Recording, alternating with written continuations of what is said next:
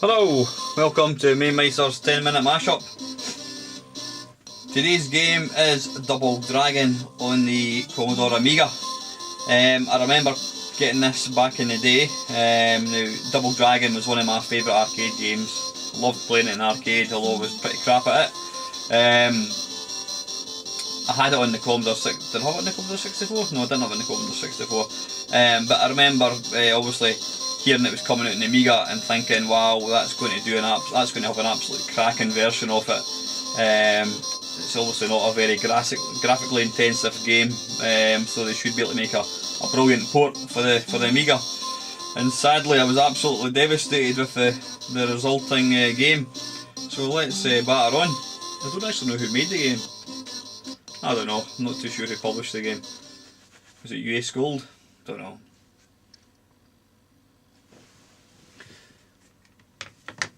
The first thing from the off, that vicious looking thug who's going to obviously kick all the baddies' arses looks more like my mum. I mean, look at the hair, what's that all about?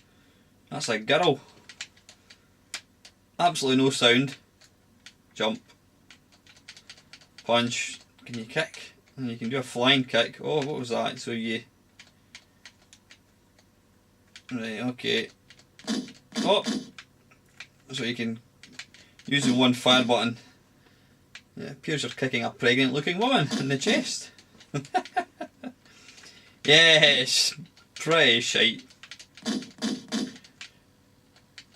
Again, it was one of the kind of early Commodore Amiga games, and you know, you seem to think that if they gave it sort of semi-decent graphics and colour, then we would we'd be happy with it. Absolutely no music to speak of, and sound effects. It seems to be limited to somebody punching a cardboard box.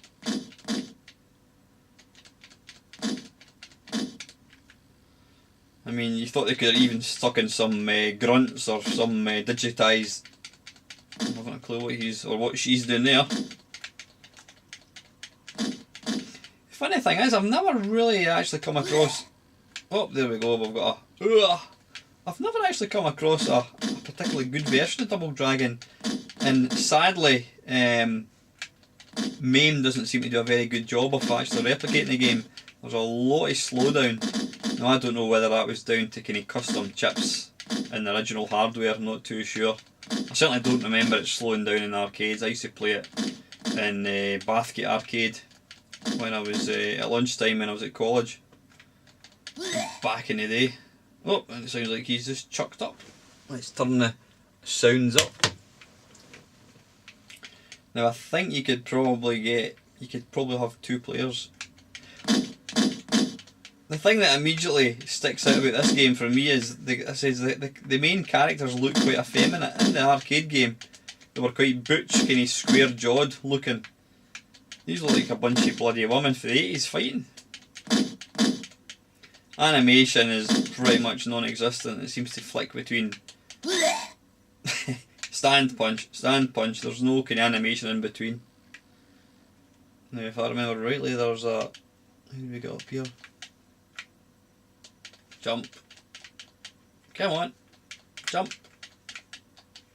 Nope. Why won't it let me get up? Oh, I've got to wait for the baddie to come out the end and go up. Nope.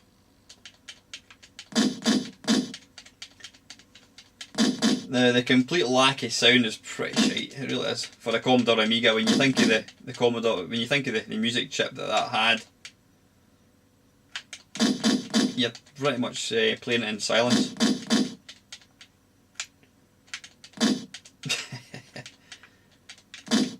There's not a roundabout now where the big guy breaks through the wall. Hey! Scoop! Here he comes. Rawr! Rawr! He actually looks quite a... Hey! We've got some sound effects. Come here, you. Take that, and that, and that. I love how this kind of scale of the character of him seems to change. I mean, he's massive, and when you hit him, he turns into quite a short looking person.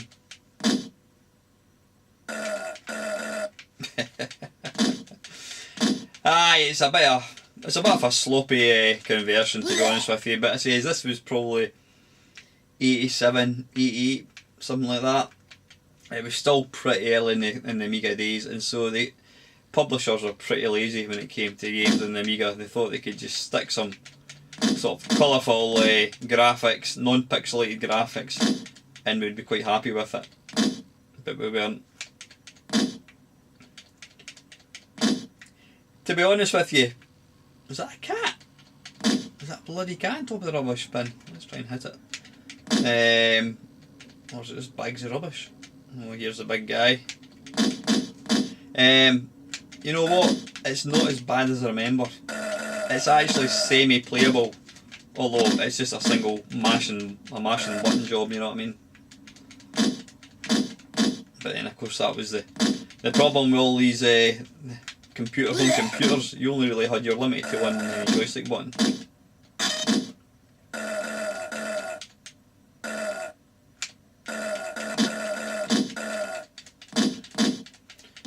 But yeah, it isn't as bad as I remember it to be. When I was going through my list of Amiga games and I saw that, I thought, oh, I'll need to do a mash-up review of that because it's pish.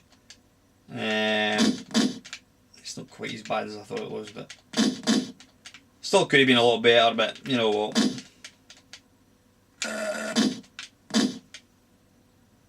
Come on. That's it, just do a projectile vomit over him and that'll kill him stone dead. Certainly, was there music in the original? I mean, I'm obviously playing this, it's a copy I'm playing. It could have certainly used a bit of background music. When you see games like, you know, Streets of Rage and the Mega Drive, I mean, some of the music scores they've got is absolutely fantastic. Yeah, it looks like they had programmed this. They were getting ready to ship it, and I thought, right, we'll just have a final look, and they'll go, fuck, what happened to the sound effects? Did I not ask you to do the sound effects? Nope. Shit, we better put something in. Arge! I mean, there's not even you could have screamed when he fell off the edge there. We go up here. I kind of remember this. Is there some kind of platform? Oops!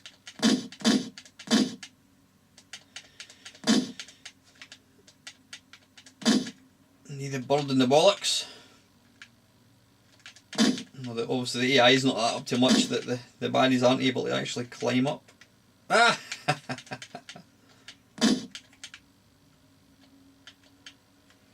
And it's fairly easy. It has to be said as well. Alright, okay, so I need to defeat him to move on, I think.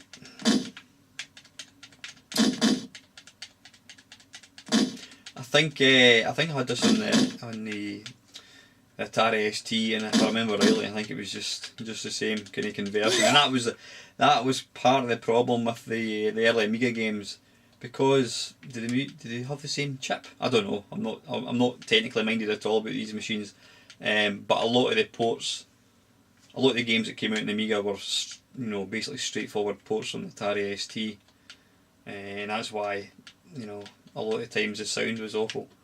Right, why can't I move on? Where have I got to go? Okay, just fallen to my death. How many lives have I bloody got? I think I've just answered one question. I've just continued. So would I go up here? I can't seem to... No, that's as far as I can go. Jump. Yeah, lack of music's pretty bad. Yeah, and I think you could play this simultaneous 2 players. You could do one player can be the peroxide blonde and the other can be the ginger. Haven't a clue where to go. Why is it not letting me go? I normally get the big sort of continue thumbs up thing after you've defeated the final baddie. Is there somebody down here I need to kill? Perhaps. But he's too stupid to actually come and meet me, obviously. Stay away from the edge. Anyway, listen guys, you know the rules. That's 10 minutes. Ah, there we go. So that's what it was. Yep, 10 minutes are up. This is Double Dragon on the Commodore Amiga. Not too sure who actually published this. But anyway guys, thanks for watching.